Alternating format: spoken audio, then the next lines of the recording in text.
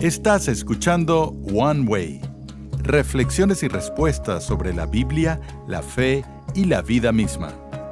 A continuación, el pastor Natán Elí Velázquez.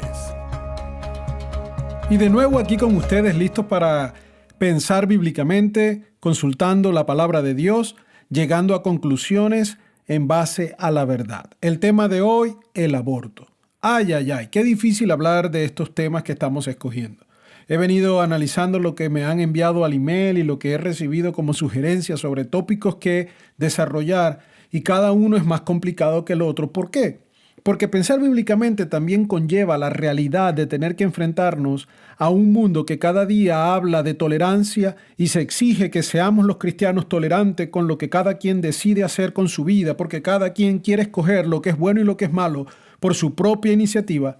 Pero ese mismo mundo que habla de tolerancia es intolerante con nosotros los cristianos cuando queremos hablar de los principios bíblicos y queremos defender la verdad de la palabra de Dios que determina nuestra ética y nuestra moral. Eso exactamente es lo que ocurre con el aborto. Hay dos tendencias básicas que todo el mundo conoce, unos que se hacen llamar a sí mismos pro vida y otros pro aborto. Comienzo diciendo que es sumamente extraño que una tendencia se llame provida, porque evidentemente no quiere la muerte del feto o del embrión, y la otra solo habla de aborto, pero en ese contraste, una cosa representa la vida y la otra representa la muerte. Ya de allí comienza este tema a desarrollarse. Lamentablemente, la cantidad de niños que han muerto a raíz de un aborto es exageradamente atroz. Estuve revisando estadísticas recientes y hasta el año 2017, el año pasado, más de 55 millones de abortos legales ocurrieron solamente en Estados Unidos. Ahora, estamos hablando de un periodo que comprende desde 1973 hasta el 2017. Más de 40 años y imagínense, 55 millones de abortos legales. Y esos son los que se conocen, los que se han reportado. Imagínense, además, si incluyéramos allí los ilegales, o si incluyéramos allí lo de los demás países que también lo practican. Y cuando hablamos de 55 millones, déjeme ponerle esto nada más para que usted compare. Hoy en día, hay países en Centroamérica y en Latinoamérica que no tienen ni siquiera una población de esa cantidad de personas. Es decir, que la gente que ha muerto, esos bebés que han muerto por aborto, se puede comparar a como que si hubiéramos enviado una bomba nuclear a deshacer todos los que viven en Perú, por ejemplo, que son aproximadamente un poco más de 31 millones de personas. O la Argentina, 43 millones de personas, un poquito más. Colombia, que tiene casi 50 millones de personas, según algunas estadísticas. Mi propio país natal, Venezuela, tenemos como 31 millones de personas. Es decir, han existido y se han llevado a cabo más abortos que la cantidad de personas que viven en Venezuela. Y si usted suma toda la población de Guatemala, de Cuba, de República Dominicana y de Haití, hacen 50 millones de personas. Es decir, hemos matado más niños que la cantidad misma de personas que viven en estos países. ¿Usted tiene idea de lo que esto representa? Y pudiera pasar aquí todo un buen rato hablando de estos números porque es asombroso, es triste. Y es triste porque definitivamente el problema con la aborción comienza cuando el ser humano trata de definir por sí mismo lo que es bueno y lo que es malo. Así comenzó todo este problema en el huerto del Edén, cuando Satanás engañó a Eva y después Adán cayó también en la trampa de querer ser ellos su propio Dios. Cuando la verdad se trata de argumentar en base a las emociones o el razonamiento humano, entonces vamos a querer definir principios. Y en el aborto, todo el mundo comienza a tratar de discutir cuándo comienza la vida. Esa es la gran pregunta. Porque usted va a escuchar a los científicos y va a escuchar a muchos tratando de argumentar que no, que la vida es solamente cuando ya existe la electricidad en el cerebro, es decir, cuando ya el cerebro está formado plenamente, entonces se puede hablar de que ya ese ser tiene vida porque está sintiendo, porque se está moviendo, porque comienza. Definir cuándo está vivo ese embrión, ese feto, ese niño. Pero eso no lo puede decidir el hombre por observación. Recuérdense que la ciencia lo que hace es tratar de observar lo que ellos pueden duplicar en un laboratorio. Y a lo largo de la historia ha habido ya algunas discusiones vagas para llegar a conclusiones, porque algunos decían, recuerdo, hace muchos años atrás decían que el bebé está vivo es cuando respira, lo cual es absurdo porque después ellos todos saben que el bebé ya respira cuando está dentro del vientre de la madre, solo que el oxígeno, por llamar el hecho de respirar que es recibir oxígeno, lo recibe a través del conducto que el bebé tiene, ese cordón umbilical. Ya él tiene oxígeno, solo que no lo aspira por su propia nariz, porque está dentro del líquido amniótico. Entonces, ¿quién define cuándo entra el alma? Esa es la otra pregunta. ¿Cuándo entra el alma al cuerpo en formación? Quiero recordar lo que escribió el profeta Jeremías en el capítulo 1, versículo 5, cuando dijo: antes de formarte en el vientre, ya te había elegido. Antes de que nacieras, ya te había apartado. Te había nombrado profeta para las naciones, le dice Dios a Jeremías. Dios está diciéndole a Jeremías que antes de que te terminaras de formar en el vientre, ya tú habías sido escogido. Antes de que nacieras, ya te había apartado. Es decir, Dios conoce quién era ese ser humano que venía en formación. La vida la da Dios. Si alguien define quién está vivo, es Dios, quien fue el que sopló aliento de vida al ser humano desde el día 1 cuando lo creó. Nosotros los seres humanos no podemos definir quién tiene derecho a vivir o calificar a aquel que esté vivo, a menos que lo hagamos en base a la verdad clara. Y la misma ciencia tiene entre ellos una contienda y se contradicen para definir la vida del embrión, del feto. Bíblicamente hablando, yo tengo que creer que desde que se hace la unión del esperma con el óvulo y comienza la gestación allí de ese embrión, ahí hay vida. El Salmo 139, versículos 13 al 16 dice: tú creaste mis entrañas, me formaste en el vientre de mi madre. Te alabo, oh Dios, porque soy una creación admirable. Tus obras son maravillosas, y esto lo sé muy bien. Mis huesos no te fueron desconocidos cuando en lo más recóndito era yo formado, cuando en lo más profundo. Dios es el que forma al feto, hace que ese embrión siga su proceso, llegue a ser feto, llegue a ser un bebé hermoso y después sale y es un niño infante y después comienza a caminar y va creciendo a ser un preadolescente, un adolescente, un joven y después un adulto y después comienza el proceso de envejecer hasta llegar a la edad de la tercera vida. Creer que el embrión no tiene vida y no es un ser humano porque está en una etapa de desarrollo distinta a la del bebé que ya nace es equivocarnos a la misma altura de pretender pensar que el anciano ya no es humano porque no es joven. El anciano está en otra etapa de desarrollo distinta al joven. El joven está en otra etapa de desarrollo distinta al niño. El niño está en otra etapa de desarrollo distinta al embrión y al feto. Pero todos son la misma persona. Así que el niño es niño antes de salir del vientre. Así usted quiera llamarlo como sea. Entonces, si hay vida y está siendo formado por el mismo Dios un ser humano allí, el aborto es un asunto de pecado, un pecado que incluye dos vertientes. Primero, en lo práctico, es un asesinato. No pretendo invertir ni siquiera un segundo hablando de las técnicas deplorables, horribles, inhumanas que se utilizan para hacer que el aborto pueda completarse. Pero todas ellas tienen en común que buscan eliminar, destruir, asesinar a lo que está creciendo en el vientre, a esa persona, a ese embrión, a ese feto que ya tiene vida, que Dios conoce, que Dios ya sabe cómo se va a llamar, que Dios ya sabe cómo va a ser, que Dios conoce su personalidad y que Dios conoce su potencial. Viene el ser humano y pretende cercenarlo con una intención premeditada de quitarle la vida. No tenemos derecho para escogerlo. La vida la da Dios. Y todo ser humano es creado a imagen y semejanza de Dios. El aborto es un pecado. ¿Recuerdan cuando Elizabeth visitó a María? Y Elizabeth estaba embarazada, María también. Y dice la palabra en Lucas 1:41 que tan pronto como Elizabeth oyó el saludo de María, la criatura dentro de Elizabeth brincó en el vientre, porque reconoció que allá estaba Jesús en el otro vientre. Y eran apenas unos niñitos dentro del vientre. Claro, alguien dirá, bueno, pero depende de cuántas semanas habían pasado, ya ahí sí estaban vivos. No. Esa es nuestra necedad humana de querer jugar a ser Dios.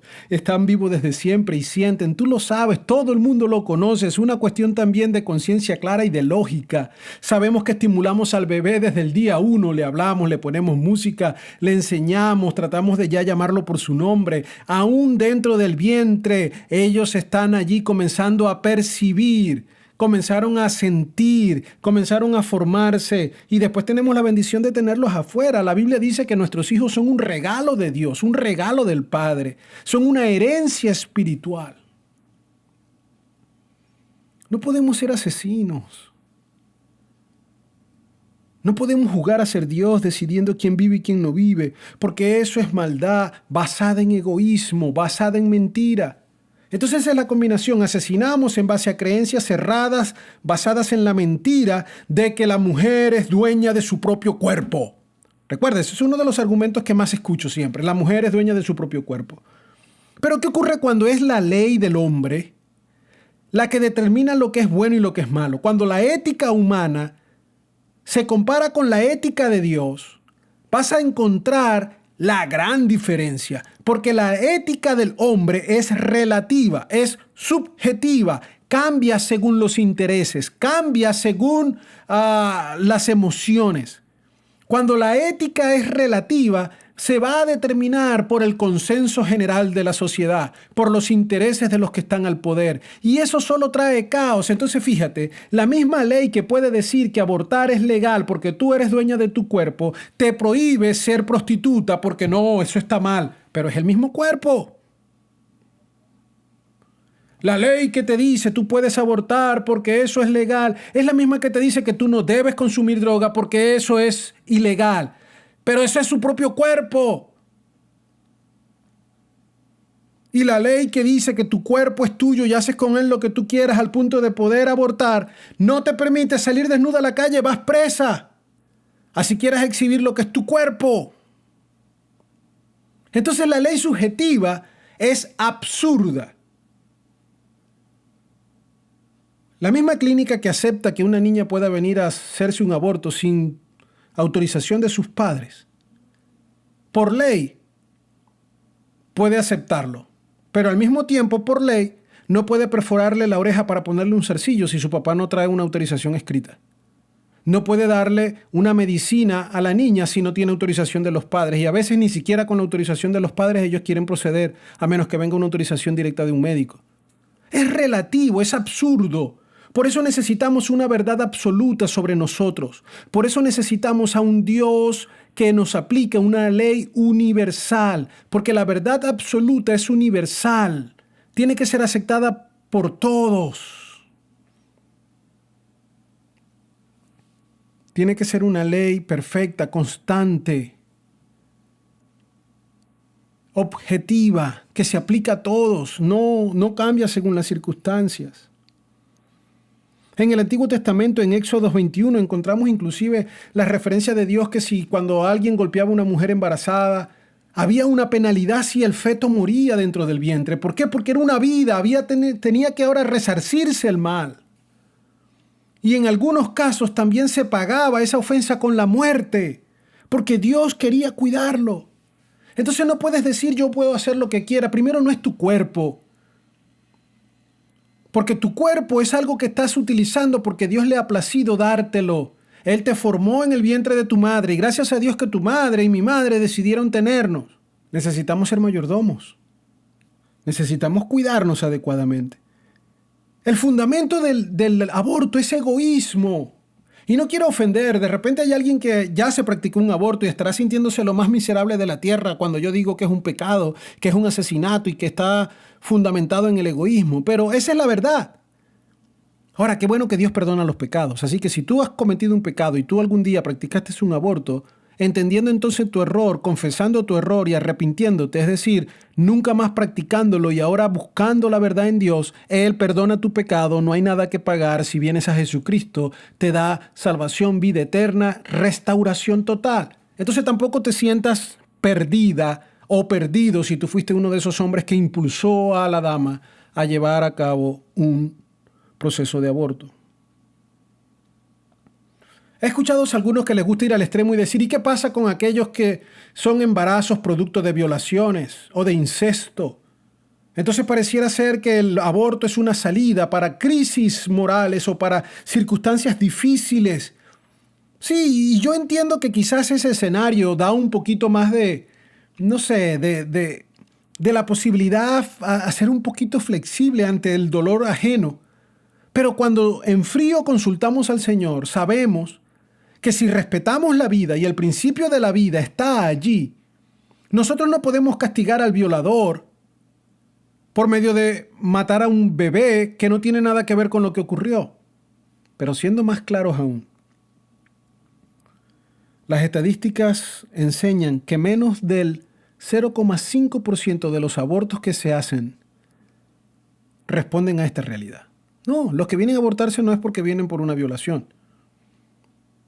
Cuando hay una violación, cuando hay una relación incestuosa, cuando hay algo triste, bueno, délo en adopción. Si no puedes vivir, si cada vez que veas a ese bebé te acordarás de una circunstancia difícil que te tocó a ti pasar.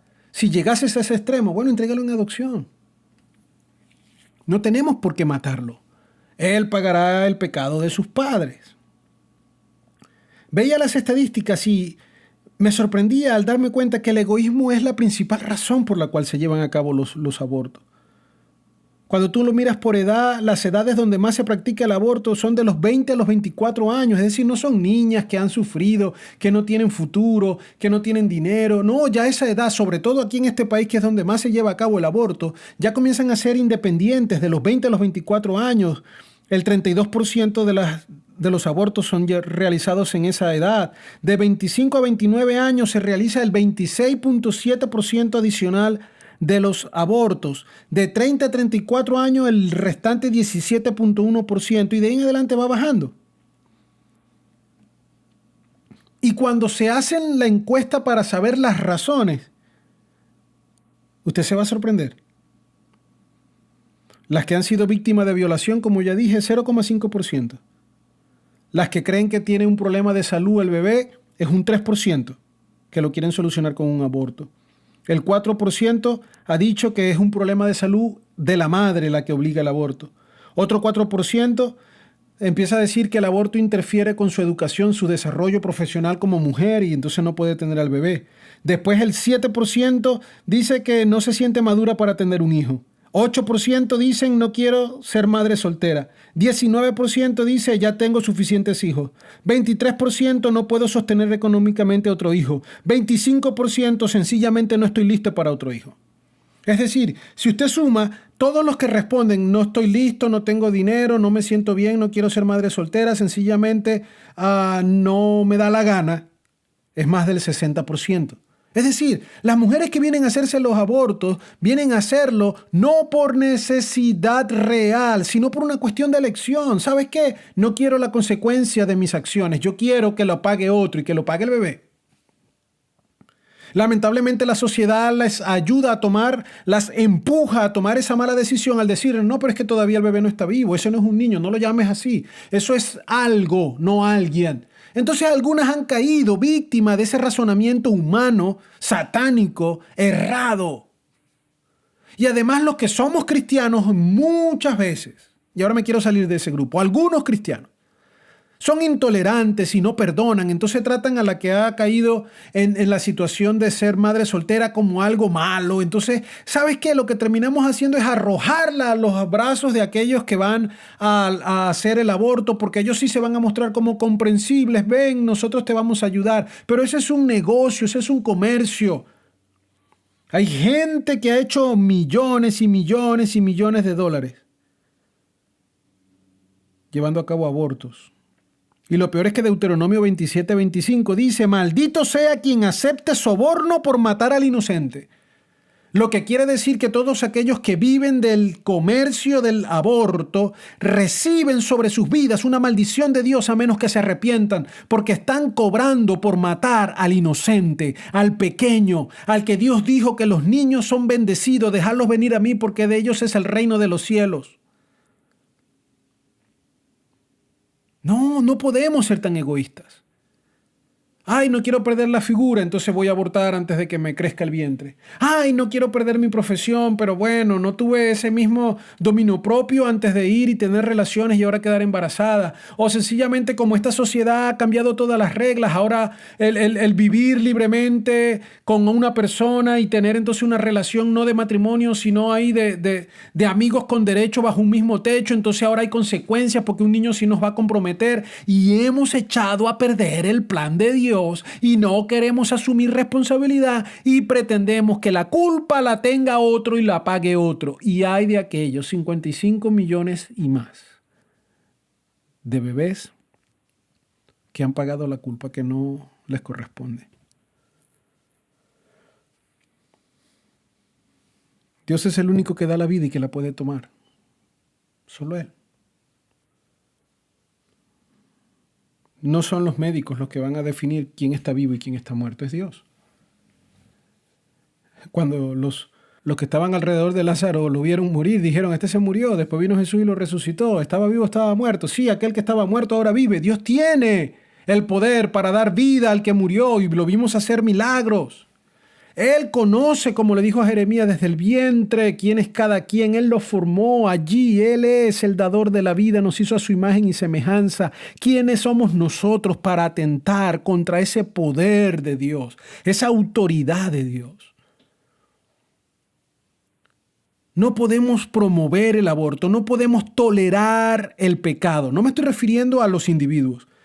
Si hay alguna dama que ha pasado por un aborto porque cometió un error, está bien, te equivocaste. Bienvenida a la realidad humana, cometemos errores. Lo que puedes ahora es levantarte y entender tu error, pedir perdón a Dios y seguir adelante y más nunca pecar. Como aquella mujer adúltera que cuando Jesús la liberó de aquella cuerda de hombres que venían a apedrearla, aquella multitud, cuando terminó toda la escena le dijo: vete y no peques más. Hay perdón en Dios. El aborto tampoco es que es el pecado imperdonable. No, solo hay un pecado imperdonable, que es no reconocer a Jesucristo como Señor y Salvador. Si tú practicaste un aborto, si tú empujaste, impulsaste, motivaste a que alguien hiciera un aborto, o si tú eres uno de esos médicos que hoy en día está viviendo como fruto del gran mercado y de todo ese sistema que promueve el aborto, tienes tiempo de arrepentirte. Tienes tiempo de mirar a Dios y pedir perdón por tu error, de no jugar a ser tu propio Dios, de no matar al inocente.